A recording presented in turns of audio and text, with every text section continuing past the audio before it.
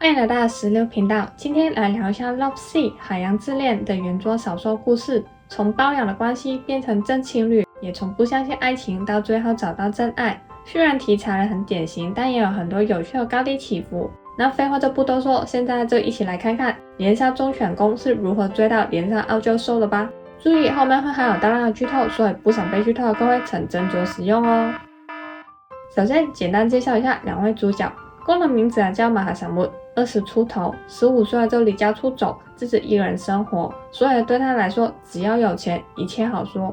少的名字叫东拉，30岁，是一位小说家，也是一个富二代，手上有很多物业，不用为了生存而打拼，生活得很自由，却非常缺爱，很怕寂寞，喜欢写浪漫爱情小说，但是又不相信真爱，是典型的逃避依恋人格。故事一开始，东拉的朋友要出国玩1个月，但是他要怕剩下东拉自己一个人会像兔子那样子直摸到死，所以他在安排东拉到一个小岛上度假，顺便为下一本小说取材。但娇生惯养的东拉直接晕船，而且到步后来接他的人也是一整个土到不行，还讲着他完全听不懂的方言。东拉超级嫌弃对方，而这个人就是马哈萨木。马哈萨木收了东拉朋友的钱，要照顾东拉2个礼拜。马哈萨木其实会讲标准的泰语，但是他觉得逗东拉很好玩，所以他就一直边照顾东拉边讲方言。后来东拉觉得马哈萨木太烦了，而且又常常故意的惹怒他，因为知道马哈萨木是朋友花钱请回来的，所以东拉也一样的付他钱，少说用金钱来侮辱马哈萨木。但是马哈萨木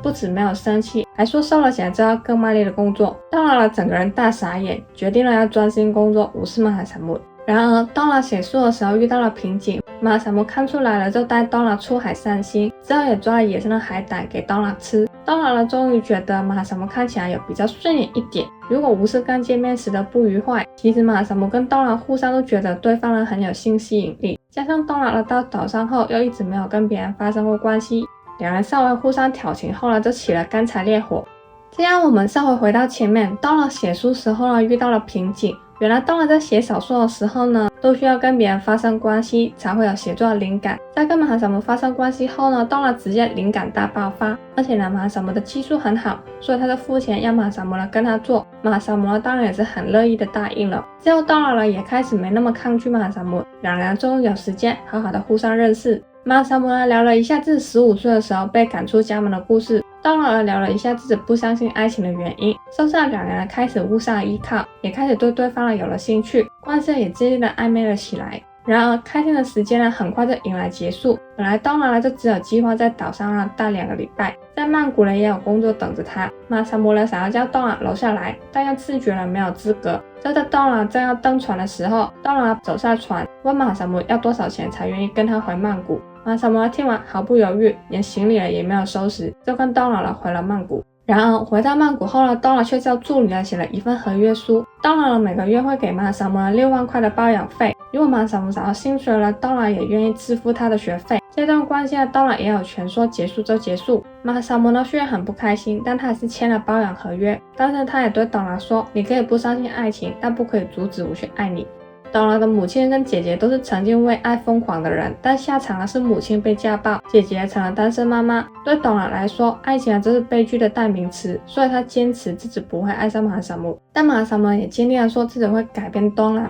之后马哈萨木就跟之前在岛上一样，每天照顾东拉的起居饮食，两人会一起出门吃饭、逛街、买菜、买衣服。东拉会一直傲娇的推开马哈萨木，但马哈萨木又会一直厚脸皮的缠上去，他们会互相吃醋、吵架，互动越来越像热恋期的小情侣。马哈萨木跟东拉的助理、青梅竹马、子女甚至姐姐都打好了关系。然而这时候开始有人看不顺眼，东拉的表妹一直嫉妒东拉过得比她好，所以用了很多小手段，想要陷害东拉，又想要用钱买起马哈萨木，但都被东拉一击击退。表妹恼羞成怒，付了500万给东拉的生父，要他毁了东拉。东拉的生父是个视钱如命的人，他曾经是东拉的母亲花钱买回来的，因为东拉的母亲爱这个人爱到不得了，被家暴、被出轨都毫不在乎。直到一天东拉被家暴牵连，脑袋直接大喷血，母亲才决心离了婚。然而生父的暴力已经深深的烙印在东拉心上，他非常害怕他的父亲，而且即便离婚了，生父还是会偷偷的找东拉，他洗脑刀郎，让刀郎只可以爱父亲一人。曾经在9岁的时候，刀郎跟一位心理医生走得很近，但生父却威胁说不准刀郎再去见医生。刀郎不听，还是跑去见医生了。就在那之后不久，医生却出车祸死掉了。但其实那只是单纯的一场意外，生父却说是刀郎不听话所以导致的。对当时还是9岁的刀郎来说，那成了他永生的阴影。自此，刀郎就很怕生父会伤害他身边的人，所以每次只要生父一出现，他就会付钱，希望呢生父可以远离他身边的人。但每隔一段时间呢，生父还是会再次出现在刀郎的附近。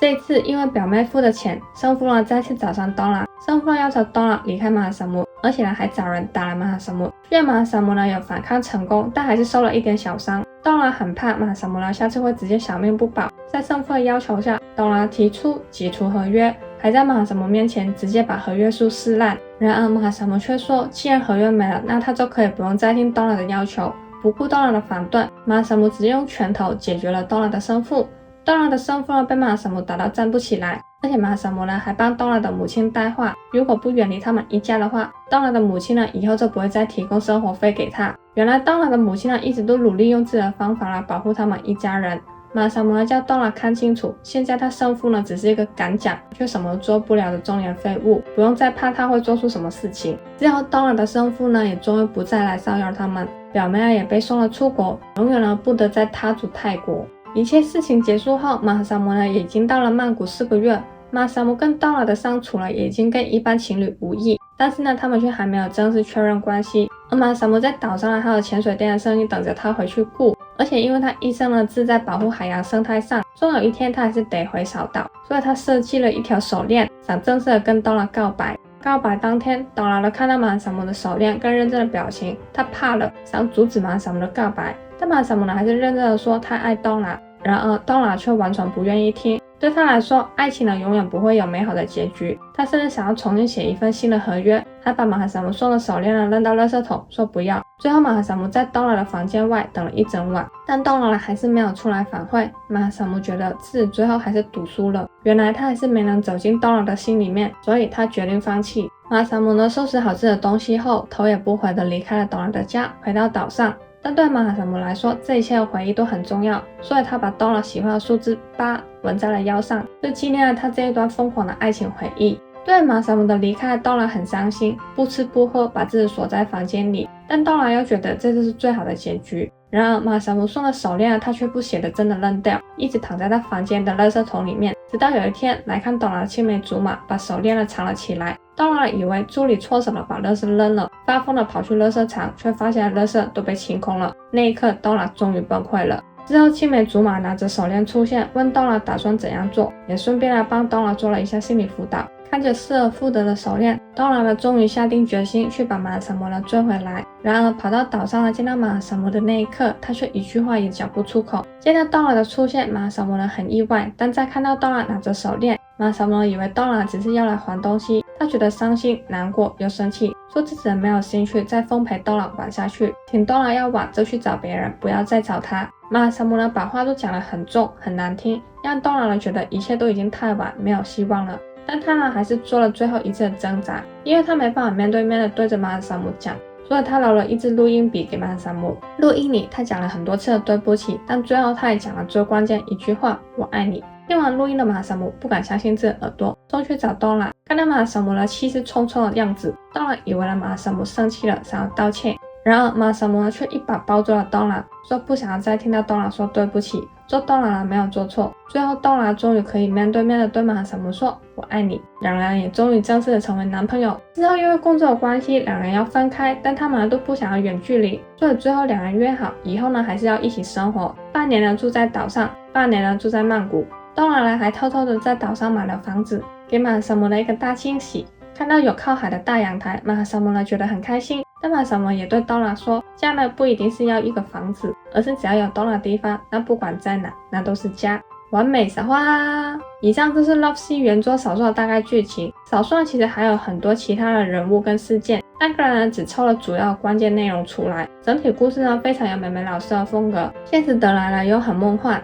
内容充足，节奏也很稳定，不会有什么水。Ans 也是正常的发挥，有时间的可以去看看，在 Map 上面就可以找到官方的英文版。从剧的角度来看现在剧跟小说的内容基本一样，画面感拍得很美，故事的角色也很符合 4P 的性格，但是这一部会比 Love in the Air 爱在空气中更吃演技，加上太辅的通病就是不擅长描述角色的心理情绪，所以之后就要看两位的演技接不接得住。顺便讲一下真人 4P， 现在很多人都会疑问说P 是不是有去整形，也有说 P 以前比较好看之类的 blah blah blah， 但是其实这已经不是 P 第一次整了，相信现在认识 P 的人大部分都是因为 Icon 而认识他的，而他在 Icon 的时候其实已经有整过了，但是那个时候他是整失败的，现在就是重新把它整好，因为只要先到整形有些老人就会不太友善，个人想说可以留点口德，毕竟他也没有拿着枪要你去喜欢现在的他，可以接受的就再去支持他们剧就好了。那今天的影片就到这边，大家对 Love Sea 海洋之恋有什么看法呢？欢迎留言分享，一起讨论。那我们下期影片见，拜拜。